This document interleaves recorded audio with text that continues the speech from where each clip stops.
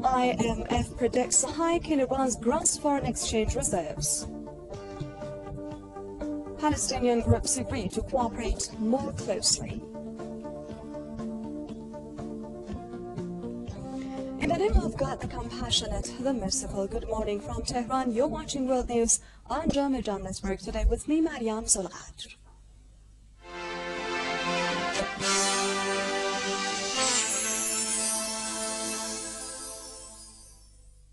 Iran has urged the Argentine judiciary officials to abide by the international legal regulations. Prosecutor General Orban Ali Dori Najafabadi on Friday said Argentina's legal system has previously proved that it is not acting independently and politicizes the cases so quickly.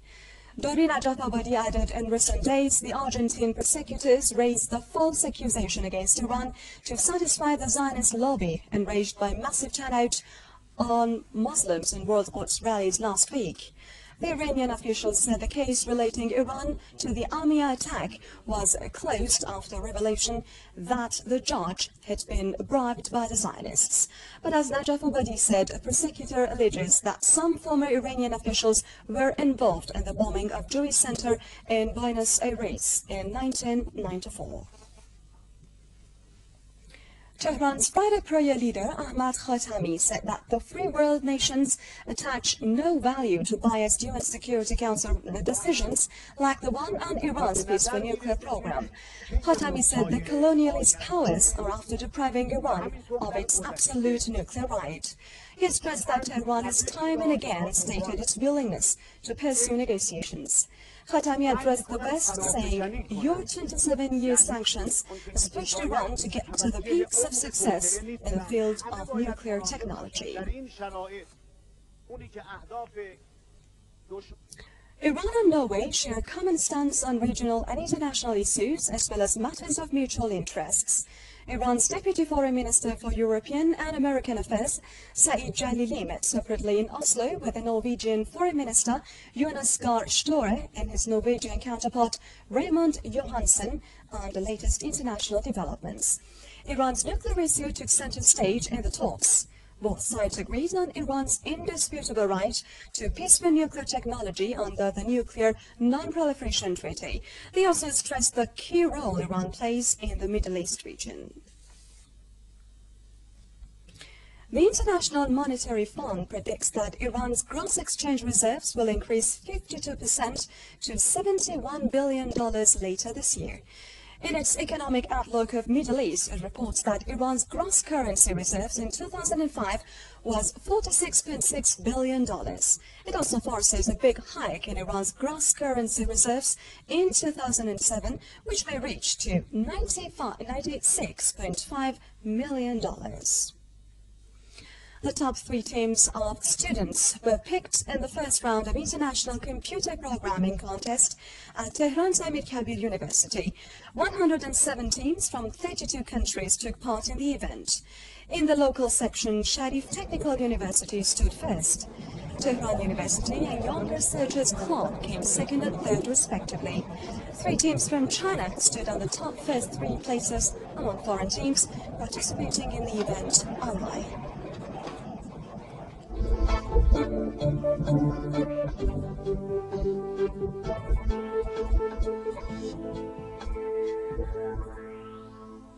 Another U.S. soldier was killed in Iraq on Friday as Iraqi Prime Minister Nouri al-Maliki and U.S. envoy Zalmay Khalilzad agreed they need timelines to solve problems in the war-torn country.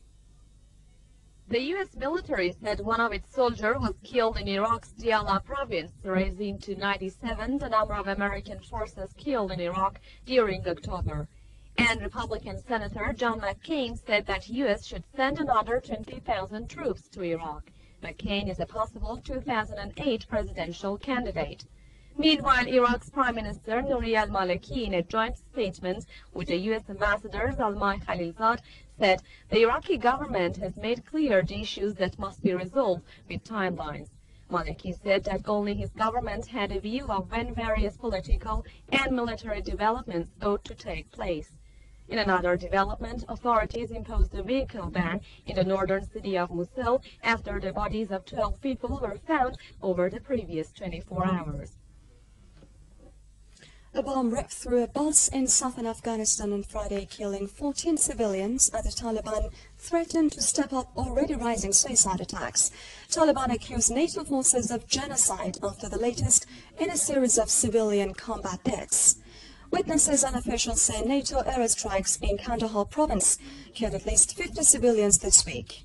As NATO deals with the fallout of the civilian deaths, Germany said on Friday it has suspended 2 soldiers for their part in the desecration of human skulls in Afghanistan. Palestinian factions agreed early on Saturday to work together on ease tension. They agreed at a meeting in Gaza to keep all their gunmen off the streets and allow only the police to patrol. This came as Israeli soldiers killed 3 Palestinians in raids in the occupied West Bank on Friday. 2 men were shot dead in Al-Farah refugee camp near the city of Jenin. In the village of Yamun, west of Jenin, soldiers killed a man who had climbed onto the roof of his home to watch the Israeli troops. An Israeli newspaper, Maariv Daily, said the Israeli army may soon use smart bombs on the narrow border between Egypt and the Gaza Strip.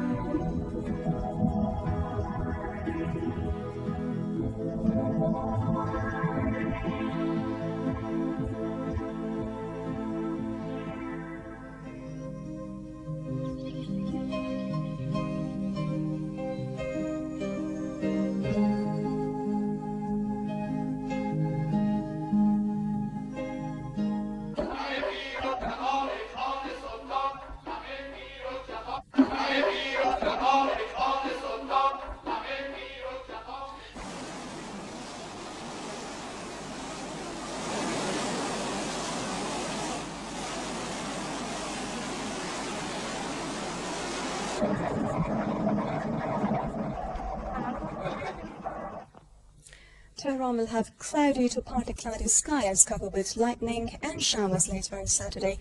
Coming up next is the nationwide weather forecast. Thanks for joining us. Goodbye.